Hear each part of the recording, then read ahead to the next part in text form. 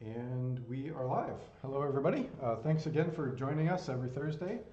Um, this is our weekly Anchore open source gardening session where we get together with the Anchore open source engineering team and talk about any and all things Anchore open source tools.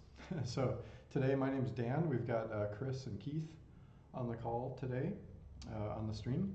And typically what we'll do is we'll talk about our projects, the primary ones being Syft, Grype, and Grant. You can see our open source documentation page here. You can learn a lot about these three tools.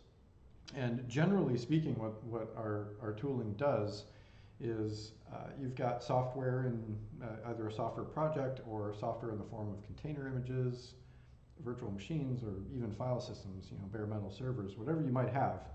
It's got a lot of software on it, and sometimes it's kind of hard to tell, like what is all that software? What's inside of this container image, or what is this source code project checkout actually depend on in terms of other software? And our sort of tooling pipeline starts with Syft, which is the ability to point it at one of these sources of material, software material, and it'll go through and figure out as best as it can, like what is all this stuff? It might have RPMs, it might have NPMs, it might have Java packages, it might have jars and jars and jars, that kind of nested stuff. Wide variety of like software could be inside of whatever you point Syft at. And its purpose is to really figure out what all that stuff is, gather all the metadata that's available inside the material you pointed at, and create an actionable document that we call an SBOM. But different from kind of just a list of versions and package names, if you try out our tools, you might find it's got a lot of information in it. A lot of metadata, a lot of things like licenses, PURL constructions, all the way down to SHA digests of actual files across the entire set of stuff that you point at and might want to learn more about. And the interesting thing is once you have that comprehensive document in the form of an SBOM, you can pass it up to some of our other commands, other tools like Grype, which is a tool that will take that information and grab some other information that we curate about everything known about known vulnerabilities out there in the public space, whether they're from CVE program or NVD or GHSA or from the different Linux distros, and map all of the software that you've just discovered in the form of an SBOM to what might be vulnerable. That's very useful functions to do vulnerability scanning. And we also have a tool called Grant, which similarly takes an SBOM and can do some advanced license checks, help you understand the license situation across all the OSS licenses and other types of licenses that might be in your software, and lets you perform some lightweight policies and categorizations and some other cool functions on top of that. So in general, that's what our tool stack does. Every week we get together and talk about these projects, and primarily we'll look at any issue or PR that's got a needs discussion label on it, and we'll dig in. Sometimes these are kind of short, like, hey, that's a great request, pull request contribution, let's go ahead and move it forward. Sometimes it's a really abstract and meaty topic, and we'll spend half an hour just kind of chewing into what it all means and how we're going to apply it from an engineering perspective. So thanks again for joining every week. We'll probably get started. So with that, let's see, we can pop over to our needs discussion issues, and perhaps we can start there. Where would you guys like to start? We can go with the first one that I labeled, the false positive. All right. Normally we don't discuss too many false positives on this live stream, but this one's important enough that I wanted to kind of mention it. Okay, so what's cool about this is that this was filed about 5 hours ago. And at the bottom of this issue, I've linked relevant work that Will Murphy, who's not on this call right now, just did for Grype. So what is this false positive and why is it happening? What this user showed us was that with the SUSE image, you could install Python, then install Python libraries, and then we would get a match against the GHSA Python ecosystem that says URLlib3 is vulnerable. But that's contrary to the advisory from SUSE, which says if you're on this version of SUSE Enterprise Linux and you are installing at these versions, you should get an unaffected package because our security team has fixed these things. Why is this the case? Scroll down to the bottom and you can kind of see where we're at for this functionality in Grype. So that pull request that I linked right there, that's Will's recent work on doing this, but instead of for the RPM matcher, did it for the APK matcher. And what this is that when we get the GHSA matches on language packages in fixed APKs, we go and we say, okay, we're going to admit an unaffected package handle for that, and we're going to just say, yep, we respect the knack, we drop it from the matches list, and we move forward from there. Why we do this is that there's two types of distros that Grype deals with, or there's multiple, but we have this concept of comprehensive versus non-comprehensive distros. Comprehensive distros meaning, hey, for all of these things over here and these huge files, they both do the not unaffected, but also we have patched at this thing, right? So it's not a knack, it's a vulnerable and not vulnerable. It's all the data put together, not assembled from multiple places. Non-comprehensive is just for this specific version at this specific distro, we knacked it. And you go, but what about all the other versions surrounding it? And they go, that's for you to figure out. But there's no like range. It's just this specific version, not affected. Okay, cool. So we fixed it for APKs. Moving forward, we still have to do the RPM and depackage matchers. We are aware of this type of false positive, and we're actively working in the next like couple weeks to get this rounded out so we have a better unaffected package story for when these different feeds for these different operating systems come to us and say, this package specifically, this version for this greater than or less than OS is not affected. And we can give you the correct matches versus just falling back to GHSA. So it's kind of a PSA education. Hello, yes, we're aware of this. We're very sorry for the false positives. We're actively working on an announcement and a little bit of a summary of if you want to go digging into the guts of Grype, where we are in both distros, feeds that we're consuming, how we treat both of them, and the complexities that go into matching against these comprehensive, non-comprehensive, and everything in between types of data.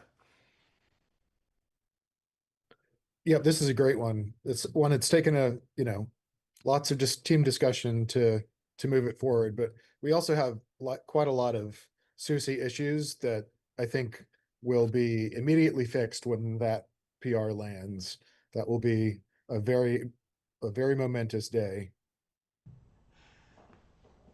Yep. Oh, this is great. Yeah, this is one of those interesting scenarios for folks watching where it's like, if it were the case that the different vulnerability providers across the different distros had the same type of characteristics about what all of the data they're presenting in terms of these are the vulnerable packages, these are the fixed versions. If it was all very consistent, then there wouldn't be variance here. But the fact of the matter is, some of the vulnerability providers will publish a vulnerability record only when a fix becomes available. Some of them will provide one when a vulnerability is known and then update it when there's a fix available.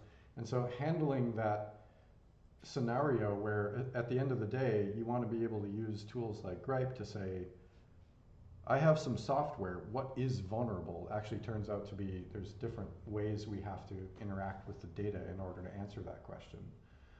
Especially in that time period between when the vulnerability is first known and when there is or is not a fix made available.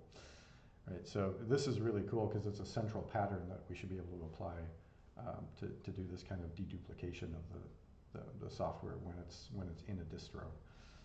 Really cool stuff. There's also an upgrade that's probably going to go into Funnel in the next couple in the month, 2 months in advance. Kind of, we have to look at it because there are also for that like the idea of comprehensive versus non-comprehensive feeds was just like an abstraction that was made of okay, some packages do the knacking, some of them provide more like robust of all things circumspect in this range are vulnerable or not vulnerable. What we found too is that the new like the Hydra API for RHEL, I think I have to go back and check, but I think the not affected stuff from Hydra just gets skipped in Funnel. And I think there's a couple of other feeds too that emit not affected like data that we're just not pulling in Funnel, whether it was added after the fact, we didn't look at it at first, but there's a couple and air quotes around comprehensive feeds that need to have their data pulled in to the DB to create the unaffected package handles so that we're getting we have the correct information at match time to knack or to get rid of, like to drop these packages so they don't become false positives. Yeah. So it's the issue exists on both sides of the fence. It's not just like specific to APK and how they do their vulnerability feed. There's vulnerability data feeds are like very complex things in that they've changed over time of when we first started ingesting them. So the more data that some of these like OS providers are putting out from their security teams that we have to think of how to translate into our table data, the better matching we'll get eventually. We just have to go back and redo or upgrade some of the work that we did previously. And related, it might be of interest to folks. We're seeing a fair amount of sort of energy in across the different distro ecosystems with regard to how their vulnerability data is being published. Partially has to do with like OSV, and it has to do with VEX, and it has to do with this type of topic that we're talking about. Whereas, you know, sometimes it's a little difficult for scanner to figure out is it vulnerable or not before there's a record published with all of that stuff. So just interesting observation from us is that like, yeah, there's like there's some new forms of vulnerability data kind of happening. It's seemingly independently across a bunch of different distributions kind of right now. So there's some stuff going on. Interesting times. Yeah, it's one cool thing too is that we're looking at taking like in whether it's at time of scanning or you're providing like VEX documents with images and stuff, like they come pre-baked or VEX documents as part of security feeds that are knacking or marking as packages as unaffected. Like we're trying to distill all of that down from like let's say you have a vulnerability feed that says package not affected for certain vulnerability. Cool, awesome.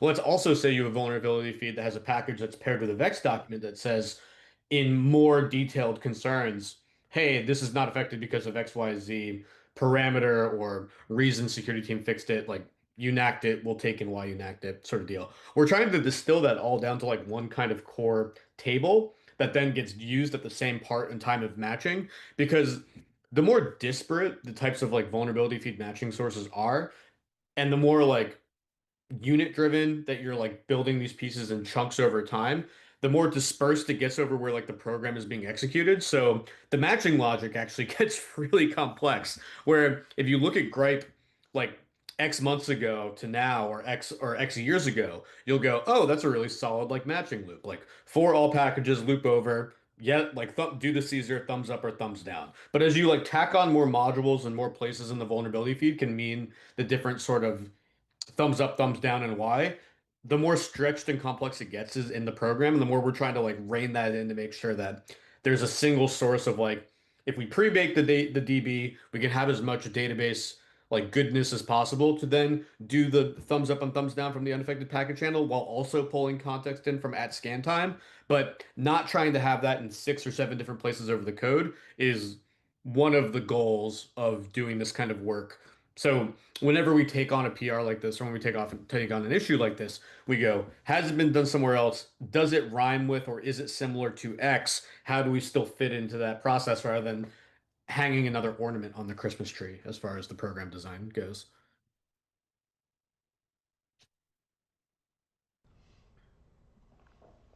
I like that analogy, except it's kind of fun to hang ornaments. It's not fun, you know. It's fun to hang ornaments until you give it to like 8 different family members who all have different tastes, and then you look at your tree and you go, There you "Oh my go. gosh, what is like your tree looks like 8 different trees smashed together with different themes." We've gone too far with the analogy, but sometimes I've written programs that look like that, and it makes me sad. Excellent. So yeah, so on this one, um, yeah, that seems like the Uh, we right can take we can take the communication news link, right? discussion label off. I just wanted to have like a live stream of like, Yeah, hey, this false positive actually is right in the same vein as something we're actively working on the last 2 weeks. So yep. we hear you. Very sorry about the FP. We do have a plan, and we're not just like throwing them under the rug and like not looking at them. So Yeah, and it's a that was good that. call out because it's not obvious that this is kind of like a foundational change, but we have been talking about specifically the SUSE handling, and part of that internal discussion resulted in this foundation, which then the plan is to apply it up to the SUSE stuff as well. So it's, Also, if you're watching and we've like kind of hand waved stuff a bit too much, just know when we say SUSE and I say like RPM matcher, those are SUSE uses the RPM DB like under the like if you do zipper install, the artifact is the RPM DB that you're pulling packages out of and doing analysis for. So when I say we have to do this for RPM and we have to do this for D package, I'm not excluding SUSE. It just, you know, it's not like I'm saying if you said Red Hat and RPM, like usually that matches up together. Same thing. So just so everyone on the call knows that we're not dropping it away. yeah.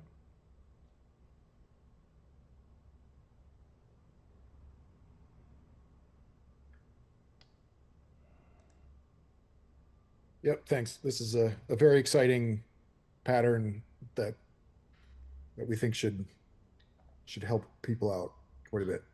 I also don't want people to be confused when they're generating SBOMs or stuff like this because Syft does have a really robust relationship side of the equation that emits like a package by overlap section that says, hey, this RPM overlaps with this Python package. This is coming up with, like, if you examine the Syft SBOM that's generated from the Docker file in this image, you will see that overlap happen.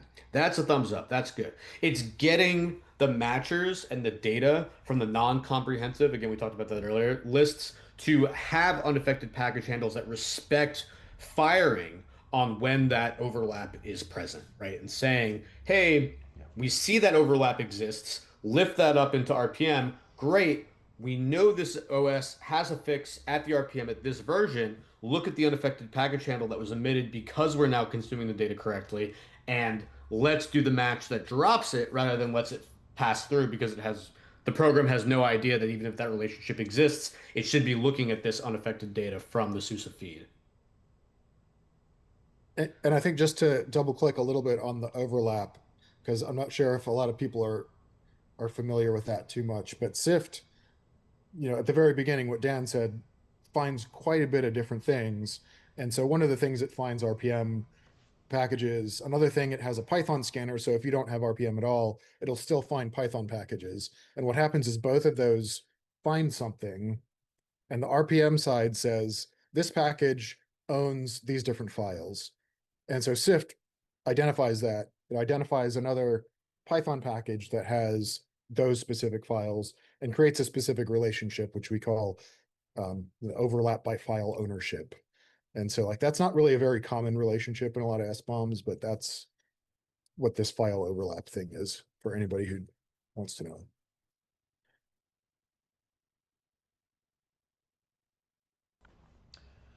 All right. Yeah, definitely a good one. So stay tuned for that. Let's see, where do you guys want to go next? Do you want to move on to another issue? Sure. All right. What have we got? I think we talked about the license overrides last time, maybe. We did. Let's see if there's an update.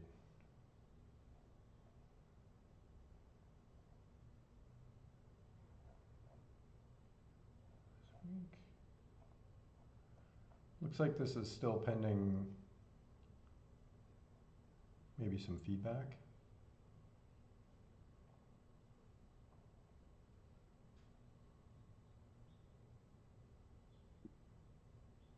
Yeah. Oh, this is one from last week. Go Yeah. ahead, Keith.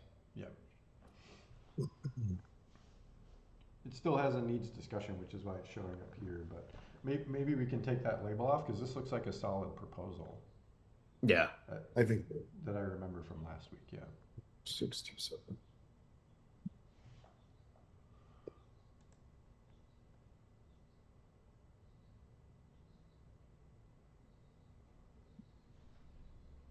Okay, done. Helm charts.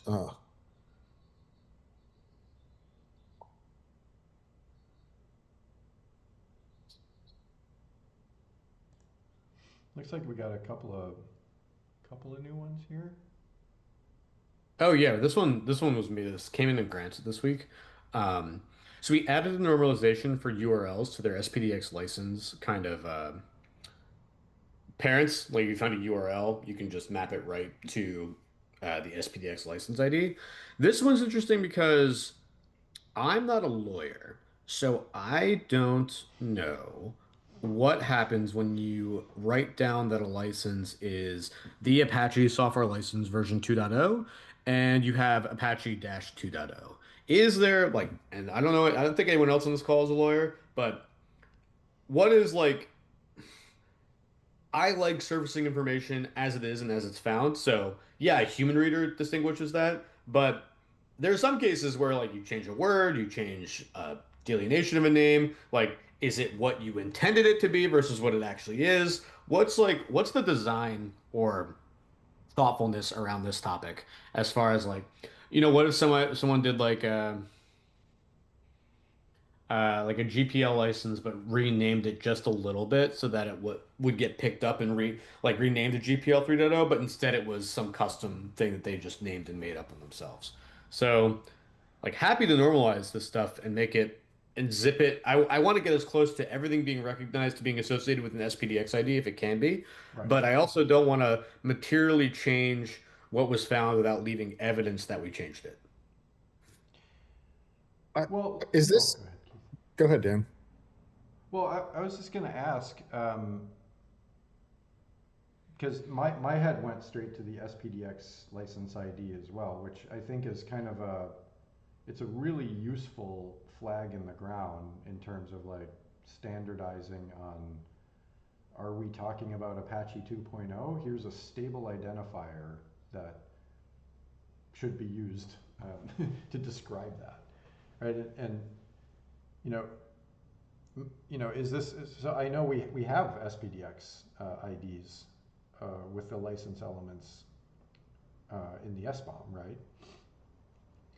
And so I'm wondering if, like, in this case, are we just not showing, like, if we were to be showing the actual string, to your point, Chris, but also this is the SPDX ID that's been determined. Would that kind of accommodate this, what the user is trying to do here? Because I'm just kind of wondering if that's what, one option here from a UX perspective. Yeah, I think we could do that. I think also what is interesting about this one is that it wasn't picked up by, like, to fall through to where the name being like an unspecific non-SPDX ID, non-URL maps to SPDX ID, non-text analyzed to then be put through a classifier to then be like upgraded to an ID. Like we had to fall pretty far to get to where this was the thing that like that was the answer for the license object. So I'm wondering like Yeah, yeah, I want to look, I guess, at more images that get to this level because that means that the context around what was picked up, this was just like there was no license file, there was no URL, there was no SPDX notes in the code at all. It was literally just that. it was just a metadata like blurb somewhere where instead of someone writing out, what is Apache 2.0, they did the long form version, and we found no other context to allow, and we just said, okay, this is the only thing we have. We lifted it up. Okay, And yeah. I think that's like an important insight here because I just realized, like, if there was enough information for the various tooling we have to determine OSS licenses to associate an SPDX Apache 2.0 ID to wherever this is coming from, then it would have showed up as another one of these, right? It would have been 72. yeah, exactly. Right. So I think that might be context that's important here for this user to say, like, this is how it works. There's apparently not enough information for the tools to reliably say, we know that this is an SPDX ID Apache 2.0 kind of license. So maybe let's look at the SBOM.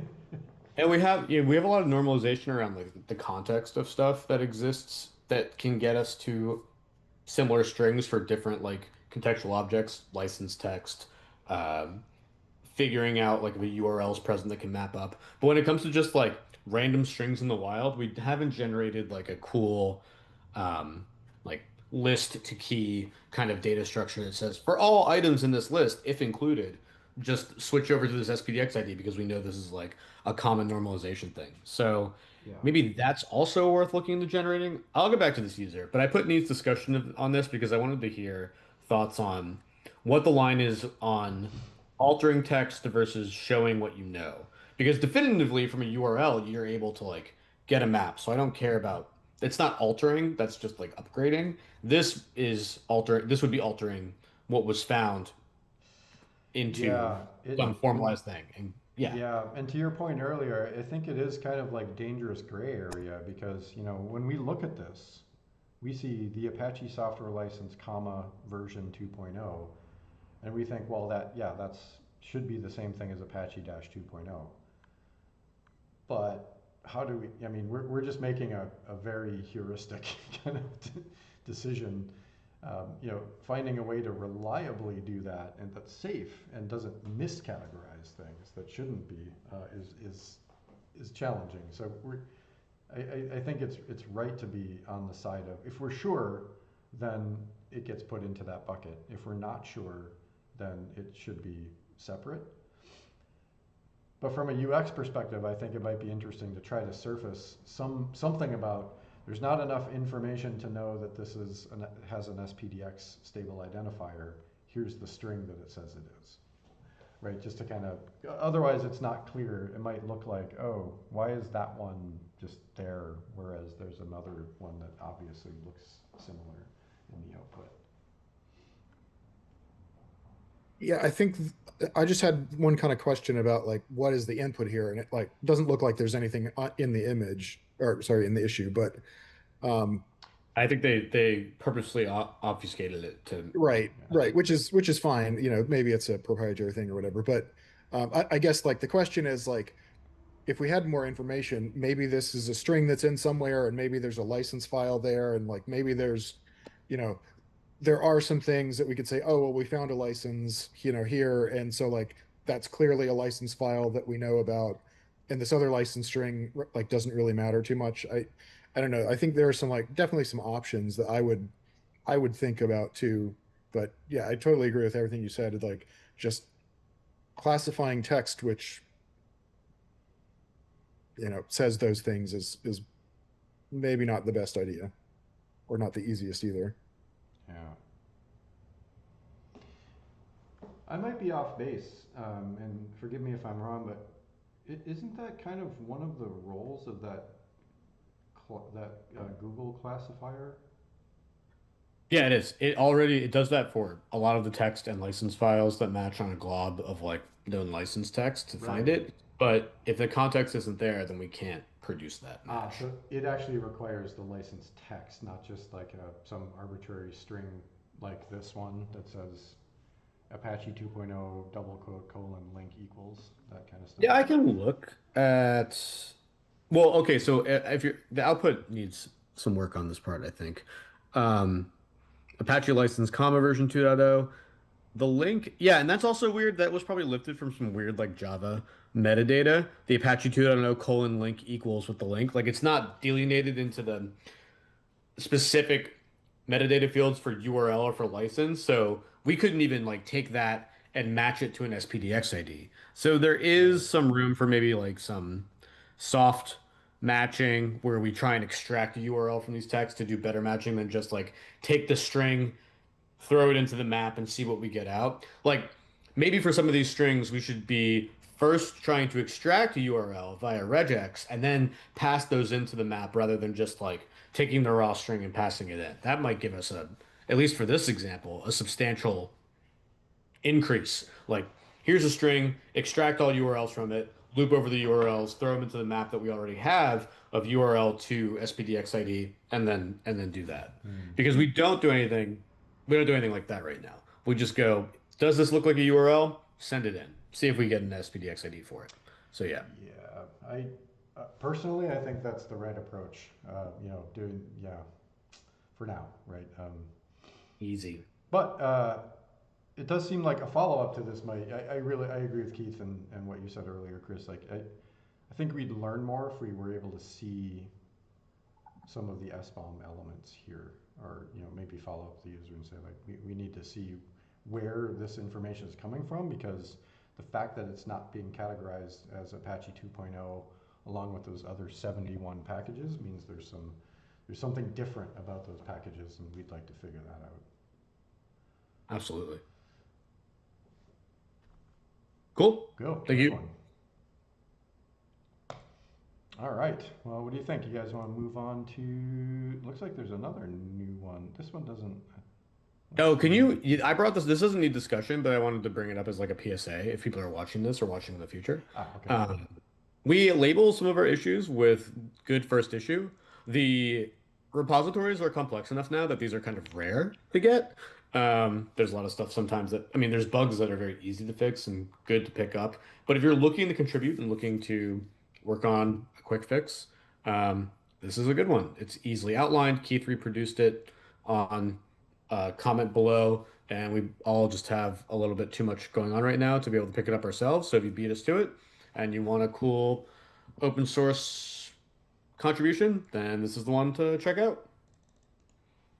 Yep. And Nice. I think we usually like point to a file or something like before we label it as a good first issue to give you context about where we would expect the fixes to be. Pretty sure I did that for this issue. Yeah, you did. You did a lot of the like legwork. It's just do the thing. So we always love new contributors. We have a ton of PRs to go through currently. But just tag one of us and we'll try and get it in the queue to review and get merged in. Nice. Oh, good one. Thanks, Chris. I put in the chat just a little note. Good first issue along with that link. So if folks are reading along later, you'll have the link to it. Excellent. Um, all right. Support scanning Helm charts stored as OCI artifacts. Did we talk? I don't think we talked about this one. I Or maybe we I don't did. think we talked about this one, but I think we have talked about this type of thing. It's kind of a bit of a rehashing of a thing that people have had a lot of Whew. desires to do, Yeah. having multiple sources, that get scanned in one scan. And so like this is another permutation of that, I think. Um, Mm-hmm. I mean, if memory serves, the main we have a couple of Yeah. things that we sort of need to figure out for sure, and come to an agreement on in the team about what to do. But I mean, I think the biggest question is like, how do we represent each of the sources in the SBOM? Because today the Syft SBOM is it's kind of a single source thing. Source being the thing that you scan, whether it's an image or a directory or something. Um, and so SPDX and CycloneDX kind of have their own package types that, maybe it's a container in CycloneDX or something similar in SPDX. And so there's ways to represent those things. And Syft just doesn't have a type to represent those things in terms of a package to be able to have like a larger tree structure of multiple containers, for example. I think with one of these permutations of this issue, we sort of outlined a potential solution, but I don't recall where it is right now. Definitely, Uh, I will. there's a link to SIFT 562, describe multiple SBOM scan targets. It's possible.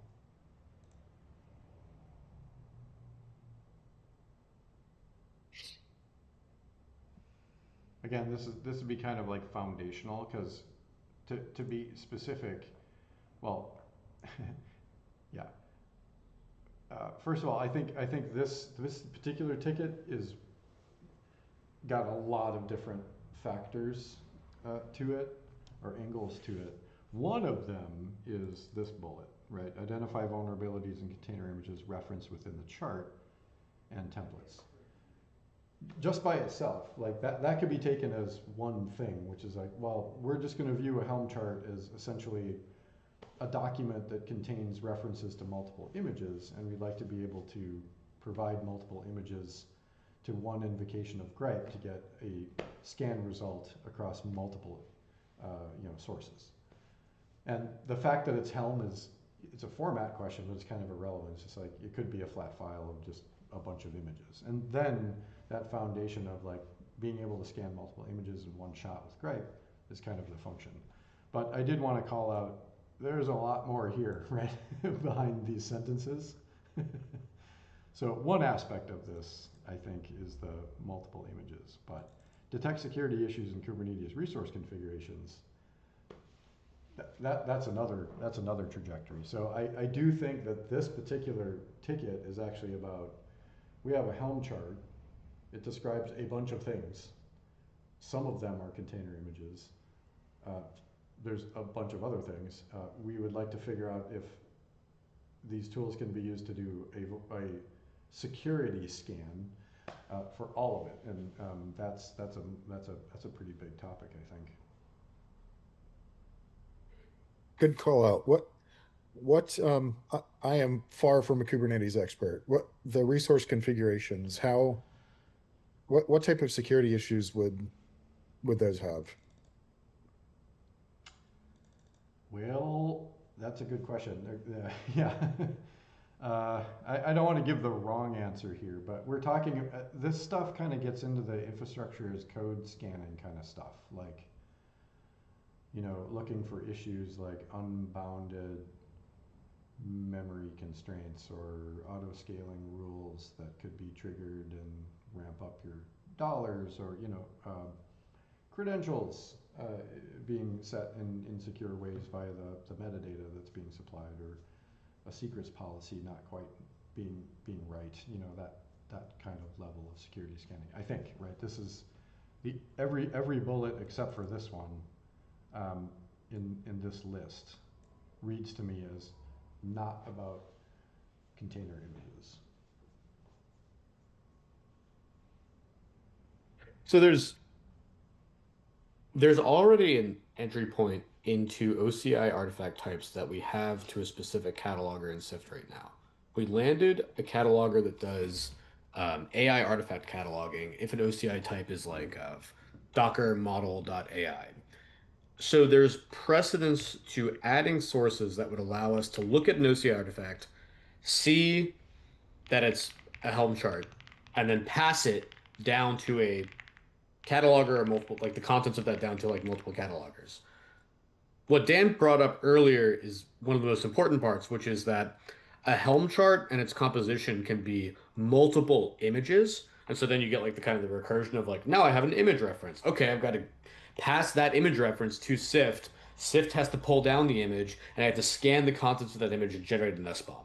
So let's say like a Helm chart has like 5 different image references in it. Okay, so then you scan 5 different images. You have 5 SBOMs from a Syft perspective. How do you stitch all those together?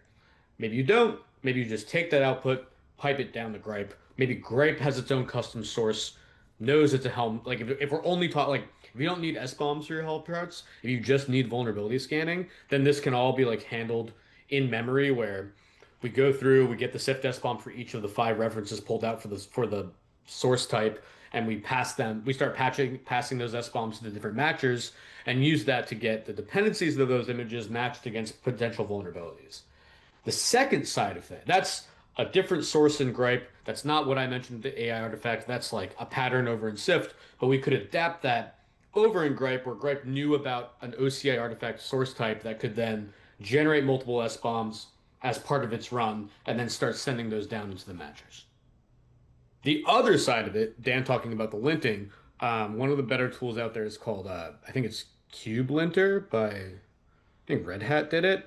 But that's like, hey, you're missing resource limits and your requests are missing, like the fields that actually like bottle up and contain the container so it doesn't explode and take up your entire cluster instances. The liveliness and readiness probes, see if those are missing. See if you like are actually checking that a container is spinning and working. Do you have like net raw or sysadmin enable? Like, are there insane capabilities that you have turned on that shouldn't be because you took a templated output from ChatGPT and just dumped it as part of your infrastructure tooling? I think Palo Alto also has a cool tool. I don't know if that one's still supported, but there's tons. There's like go to the Linux Foundation, go to a KubeCon conference, and you'll see all these different like resource linters and metadata linters and security linters for a Kubernetes cluster that you can use. But specifically, those are not against the Helm chart. the Helm chart is not your whole cluster. It's just the specific description of the deployment that you're going to be putting onto the campus that is the cluster. So two different types of linters. Yeah, and we encounter Kubebench a lot too with folks. It's a CIS benchmark, and again, it's an interesting topic though, because Grype is pretty focused on doing vulnerability analysis of software, like open source packages and different types of software packages. Whereas some of the linter and things like Kubebench and kubelinter that Chris mentioned, they're going to be doing things like you have to tell it, give it a policy, and say like, my containers shouldn't run with privileged flags. There isn't a vulnerability in the CVE database or GHSA or anything about this. That's a security policy that you might have, and it's true that most people should adopt that policy, but it's not a vulnerability unless you decide that it is, and so it's not going to be published alongside CVEs or GHSAs, which are specifically about software vulnerabilities. And so there is a different security scanning, but not vulnerabilities scanning element to some of these asks. Not to say that it's not appropriate to have the discussion, but I just wanted to call out, it is a very different type of security scanning.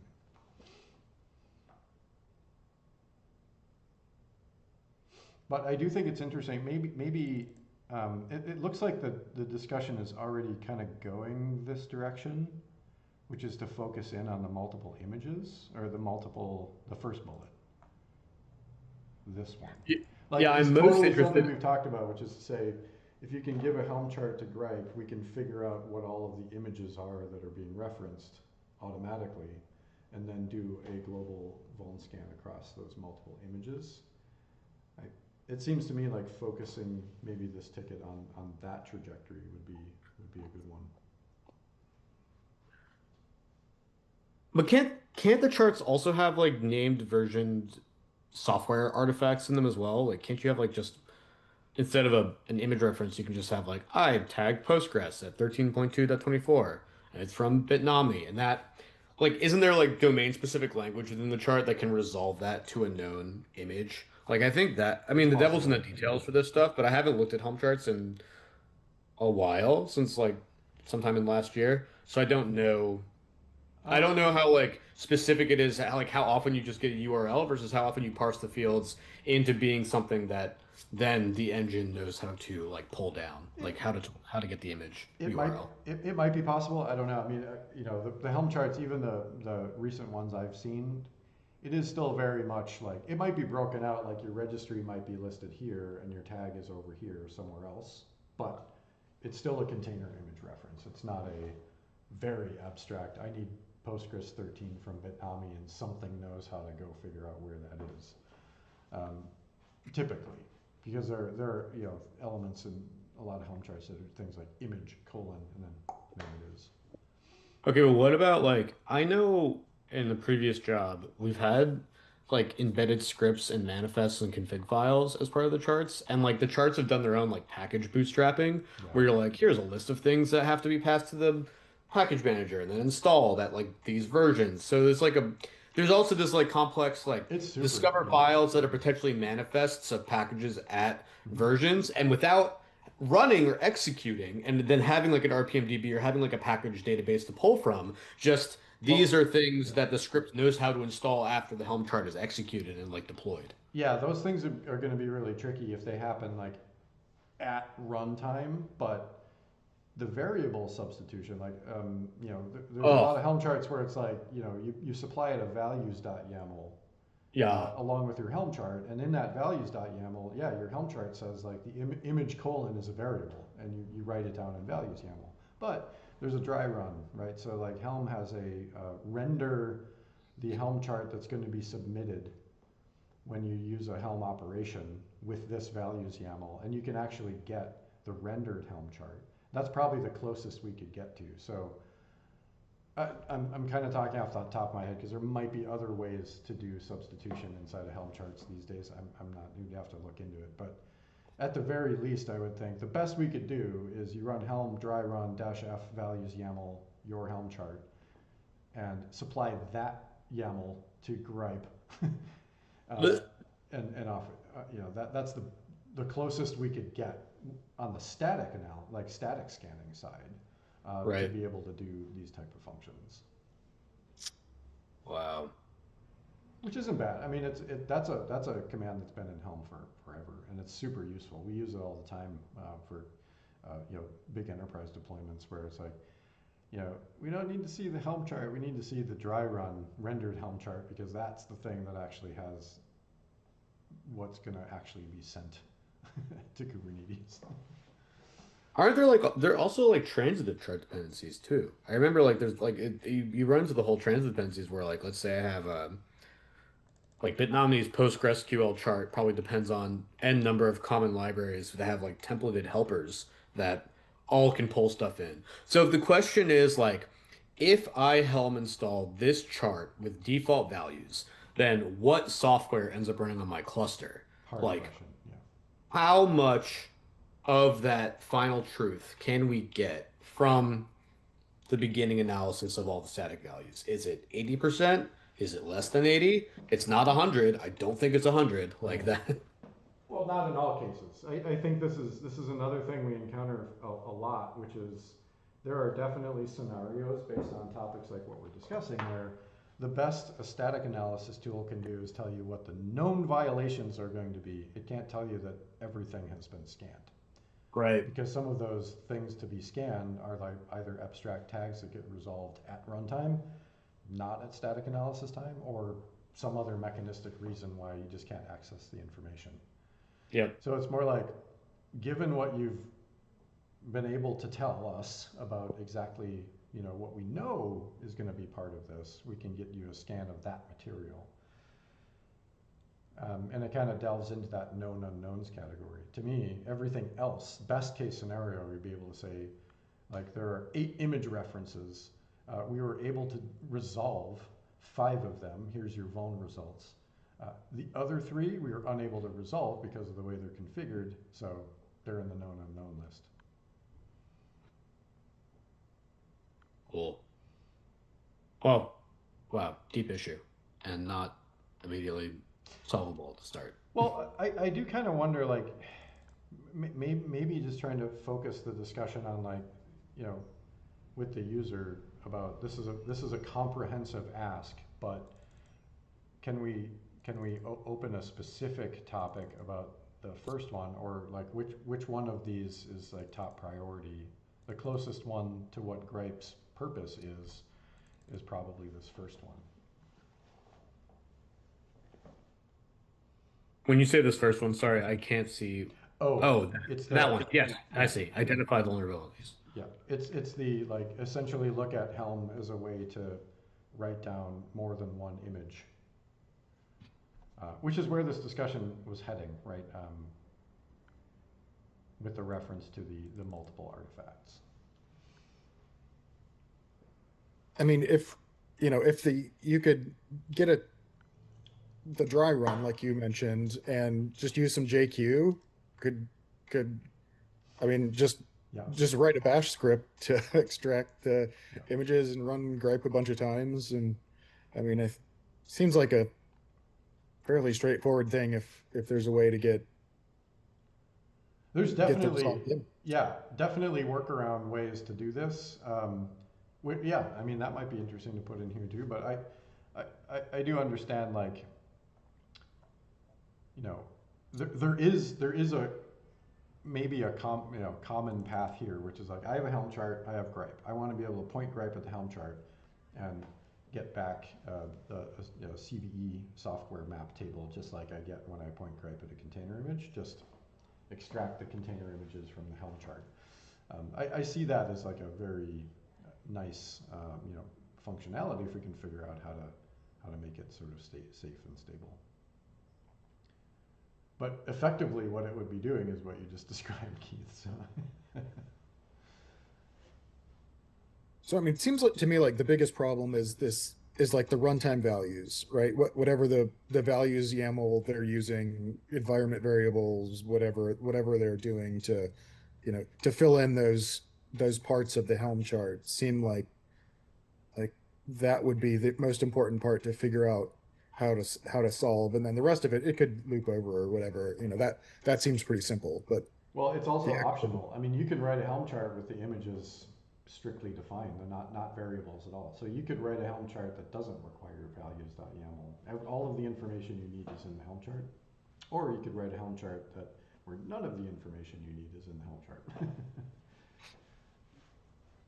But that's why I'm thinking that dry run middle ground, I think, is kind of an interesting state because it's the closest you can get that's pre-runtime decision making, where things happen on the other side.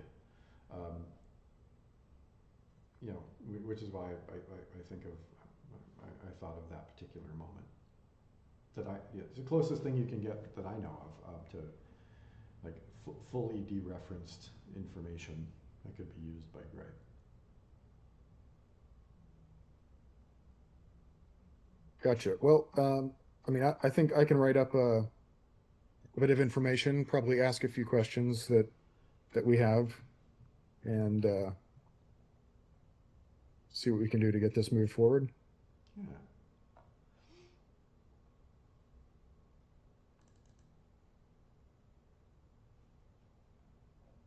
Okay. Oh, yeah, thank you, Keith. Let's see. So that actually covers, we got probably a few more minutes left if there's any other topics you guys wanted to cover in on. We hit all of the issues. We do have one open PR. Yes, this was a user wanting a JSON schema for Grype. And I think that's a great idea to have a JSON schema. We have JSON schemas for Syft output. We have some JSON schema for Grype DB search, but we don't have the JSON schema for Grype vulnerability output. So adding that is a pretty good idea. The main question that I had was that I don't think we want to call this 1.0 because we're currently still working towards a Grype 1.0 release, and the schema will definitely change for that. But we also want to have a schema that represents the pre 1.0 version. And so my question was kind of here, like, is there some standard thing that people do? Is it like Yeah, good point question. 0.9 or I don't know. I really don't know. I like that you called out, we want to, like yeah, I agree that, everything you said, but I think it's good you called out like what if there's going to be 100 iterations between now and Grype 1.0?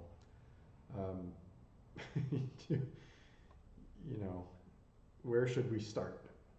I like your suggestion, although we do have some prior art. I just can't remember specifically what we did for Syft, because Syft was in a similar form where there was a pre 1.0 years of Syft pre 1.0, but at some point we had a schema for it. I don't know where we started with that.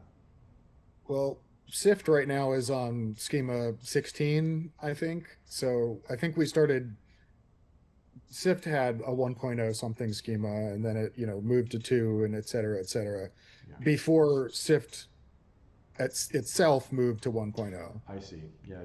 And I think what my hesitation with this one is that I know for sure the schema for 1.0 will not be what it is today. Yeah. Like that's a definite thing that I know. Yeah. So, like representing that somehow in whatever version we choose for this is like my only desire, really. Yeah, I to answer your question, then I don't know what if there's a convention for this. Off the cuff, I like your idea. 0.5. That just leaves a lot of space. But what do you think, Chris? Do you know of a convention for this?